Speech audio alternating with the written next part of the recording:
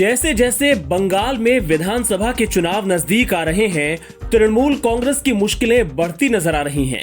अब बीरभूम की टीएमसी सांसद और अभिनेत्री शताब्दी रॉय ने एक फेसबुक पोस्ट के जरिए बगावत के संकेत दिए हैं। उन्होंने आरोप लगाया कि पार्टी में कुछ लोग उन्हें नीचा दिखाने में लगे हैं। अपने राजनीतिक करियर के बारे में शताब्दी बड़ा फैसला ले सकती हैं और इसके लिए उन्होंने 16 जनवरी दोपहर 2 बजे का समय तय किया है। शताब्दी ने कहा, लोग मुझसे पूछते हैं कि मैं बीरभूम में होने वाले पार्टी के कार्यक्रमों में नजर क्यों नहीं आती, मैं कैसे शामिल हूं जब मुझे उसका शेड्यूल ही पता नहीं रहता। मुझे लगता है कि कुछ लोग नहीं चाहते कि मैं वहां रहूं। टीएमसी सूत्रों का कहना है कि 2019 के लोकसभा चुनावों के बाद बीरभूम सांसद शायद ही जिले में आयोजित पार्टी के किसी कार्यक्रम में दिखाई दी हैं। लोगों ने आखिरी बार उन्हें 28 दिसंबर को सीएम ममता बनर्जी की बीरभूम में आयोजित रैली में देखा था। इस रैली में हालांकि ममता ने उन्हें पर्याप्त महत्व दिया था, कई बार रैली में उनका नाम भी लिया था। आपको बता दें कि शताब्दी रॉय 2009 से लगातार बीरभूम से सांसद चुनी जाती रही हैं। वो बंगाली सिनेमा की जानी मानी अभिनेत्री और निर्देशक भी हैं। जिस तरह से बीजेपी लगातार टीएमसी खेमे में सेंधमारी कर रही है, उसे देखते हुए राजनीति के जानकार शताब्दी की बगावत को भी उसी से जोड़कर देख रहे हैं। अपने 65वें जन्मदिन के मौके पर बीएसपी प्रमुख मायावती ने आज बड़ा ऐलान किया।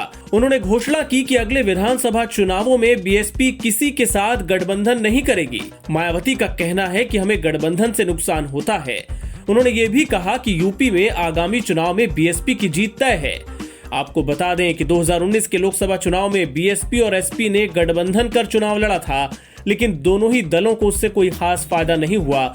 समाजवादी पार्टी तो खासे नुकसान में रही, उल्टे बीजेपी ने बड़ी जीत हासिल कर ली। चुनावी नतीजे आते ही मायावती ने सपा के साथ गठबंधन से किनारा कर लिया था। सियासी जानकारों का कहना है कि मायावती की सियासत सूबे में एक बार फिर से डावाडोल है। ऐसे में वो एकला चलो रे की रणनीति पर फिर लौट आई हैं। बिहार की राजधानी पटना में इंडिगो एयरलाइंस के स्टेशन मैनेजर रूपेश सिंह की हत्या के बाद लोगों में भारी गुस्सा है। पटना के अलावा छपरा में भी उनके आवास पर मातम पसरा हुआ है। इस बीच गुरुवार को वहां कुछ ऐसा हुआ जिसने सबका कलेजा कपा कर रख दिया। रूपेश के परिजनों से मिलने पहुंचे सांसद सुशील कुमार मोदी से मृतक की बेटी आराध्या लिपट कर रो पड़ी। नन्ही सी बच्ची आराध्या को देख सुशील मोदी की आंखें भी नम पड़ गईं। मृतक की बेटी ने मोदी से कहा कि अपराधी जब पकड़े जाएंगे तो उनको पहली गोली मेरी मम्मी मारेंगी। मोदी ने बच्ची को ढांढस बंधाया, उसे सीने से लगा लिया। उन्होंने भरोसा दिलाया कि रूपेश के हत्यारे जल्द पकड़े जाएंगे। मृतक रूपेश की बेटी का यह वीडियो सोशल मीडिया पर वायरल हो रहा है।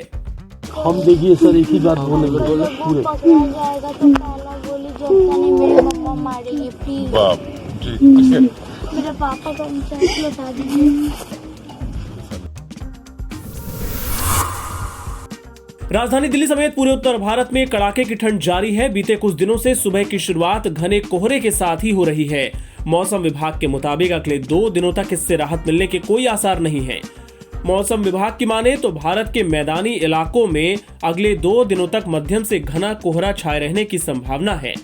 मकर संक्रांति पर ठंड का प्रकोप कुछ ऐसा रहा कि ये पिछले 22 सालों की सबसे ठंडी मकर संक्रांति रही। गुरुवार को दिल्ली में न्यूनतम तापमान 2 डिग्री सेल्सियस तक गिर गया।